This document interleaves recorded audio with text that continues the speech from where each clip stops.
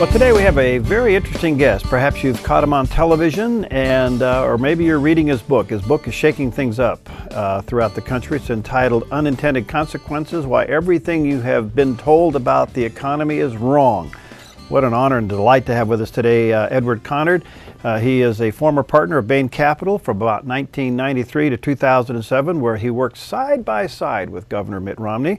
And he served as the head of Bain's New York office and led firm's acquisition of large industrial companies. And of course, you've even heard about Bain Capital in the news lately. So we're going to ask him all kinds of questions. And Edward, what a delight to have you with us, sir. Harry, thank you for having me. You know, there's a lot here, and we only have a short time, so let's just jump right into it. What would be, given your book and the subtitle of your book, how would you rate the economy today in the United States with the mess that we're in?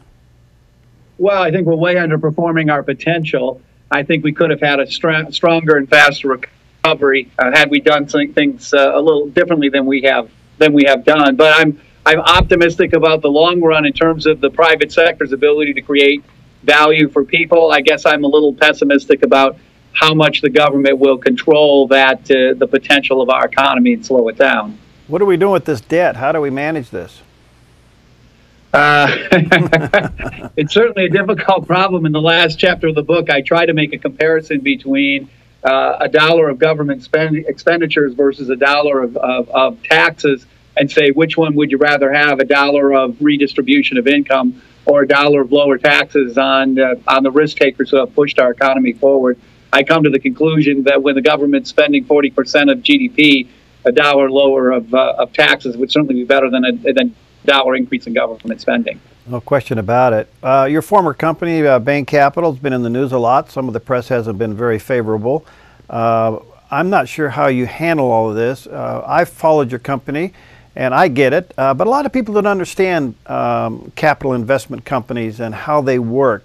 Tell us about Bain Capital. Sure. I think that the advertisements that you see on television, I think, are really attacks on business generally. They want to differentiate between what Bain Capital does and what businesses do generally. I don't think there really is much of a difference. Both of them are working very hard to make companies stronger and to grow them faster.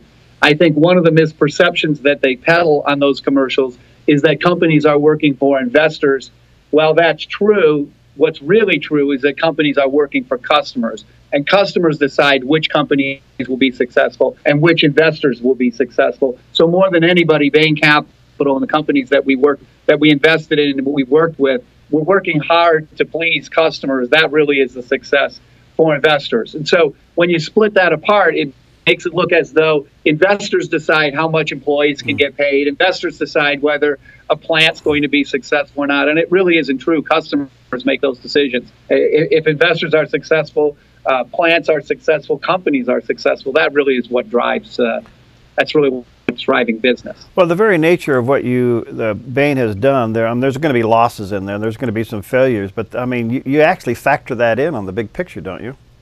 Yeah, I think a small minority of Bain Capital companies have not been successful. The vast majority have been successful. The successful ones have grown 2.5 times faster than the S&P 500. They've added about $100 billion of revenue over and above what they would have had at the growth rate of the S&P 500. It's hard to believe that we haven't added an enormous number of jobs. And when you step back and you look at the economy overall, since the mid-1980s, the U.S.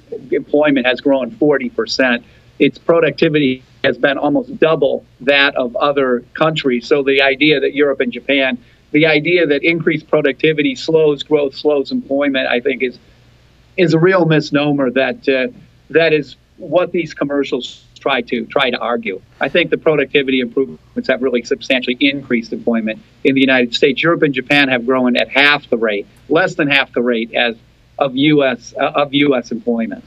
Well, you know, there's a lot of criticism to fly around about where we are and how we got here, and it goes back more than just one administration, but we're in a mess. The problem is that this administration's policy to fix it is not working. It's just flat not working. And Governor Romney's coming in. He is a capitalist. He gets it. He understands payrolls. He understands hiring and firing. And yet, this thing has mushroomed into a big, big issue. Are you confident that the governor knows what to do if he's elected? Well, when I look at this, I think that the Obama administration has given up on the independent voter. They've given up on the middle, and that what they're trying to do is inflame their base. So it's hard to get a grip on what the independent voter thinks, but I think the independent voter understands that business did not create this recession, that while companies do have setbacks, they've increased employment far more than they've reduced employment overall. But yes, some companies have to take a step back before they can step forward, and some companies take a step back and never take a step forward. But I would hope that the independent voter understands how important business is to the success of our nation, to the employment of our people, to the income of our people, and that they recognize how valuable a business leader like Mitt would be to putting our economy back on track. Is everybody going to understand that? Of course not. Are people that worked in a plant that wasn't successful going to understand that? Some of them won't understand that. But hopefully that independent voter on the margin, remember, elections are really won by 1 or 2% of the vote. Yeah. That's the critical person that needs to understand that, we wish life was the way it is, and then we live in the world that it is, and we have to make the most of the world that we live in and make it as successful as we can be.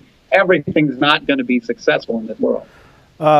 What do you want people to get from this book? I mean, the New York Times says it's the most hated. I don't know if you're very happy about that, but why'd you take this on? What's the essence? What do you want the reader to get here? Well, I really did feel that there were misunderstandings about how the economy worked. And I think those broke into two general areas. One is what really drives our economy in the long run. And I wanted to make people to really see the comparisons between the U.S. and Europe and Japan and recognize how successful the United States has been, how much faster it's growing than Europe and Japan, how much better off our middle class and our median income earners are relative to Europe and Japan, and what the policies and such that led to that success so that we don't get in the way of what has made the U.S.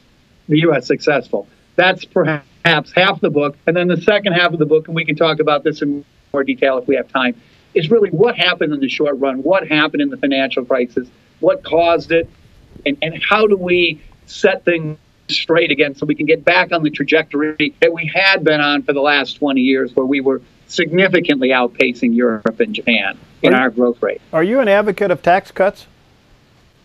Well, I think taxes today are running at 15% of GDP and spending is running close to 25%. So let's not kid ourselves. There's not going to be any tax cuts, not any significant tax cuts, I think, at the current time. The question really is, to what extent are we going to cut government expenditures and the redistribution of income versus increase taxes? And how much are we going to skew those tax increases on successful risk takers as opposed to, the population overall?